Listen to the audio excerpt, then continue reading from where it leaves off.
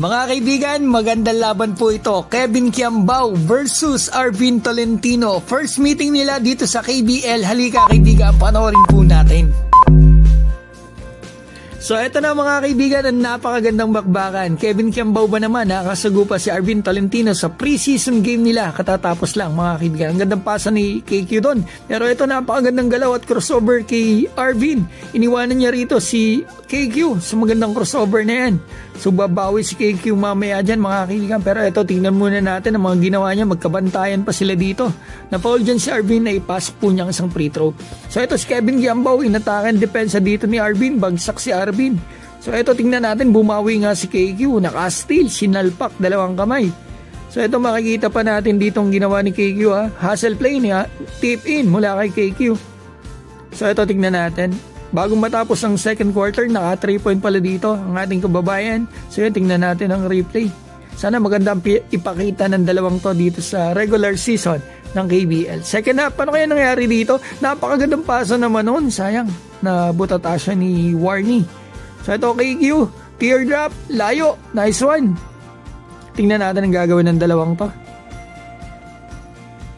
Nagkamali ako sa edit doon So ito si Arvin, grabe, ilang minuto lang to naglaro, 15 minutes pero naka 14 points ata.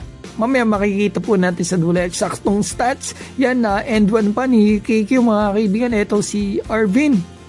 Maganda, magkabantayan yung dalawang kababayan natin dito. So ito si Arvin, tumira na naman. Benga, magaling ang kamay, shooting. So ito KQ, napakagandang no-look pass na butata lang ni Arvin doon. Pero na-hustle play ni KQ. Kita natin ang butata doon. So ito, lucky break kay KQ. So tingnan natin, nakakat sa gitna. Etong si Arvin. So palitan din yung puntos ng dalawa dito. Yan, makikita natin, nakatras pa rito si Arvin. Natapos ang score 68-79. Panalo ang kupuna ni Arvin Tolentino. Ito stats niya off the bench 16 minutes, 14 points mga kaibigan. 5 out of 9 sa field, 3 out of 7 sa 3-point line. So ito, si Kevin Kiambao, tingnan natin yung stats niya 50% siya sa field mga kaibigan. Nagkamali pala ako dito ng edit. So yan, makikita natin, i-edit ko para makita po ninyo.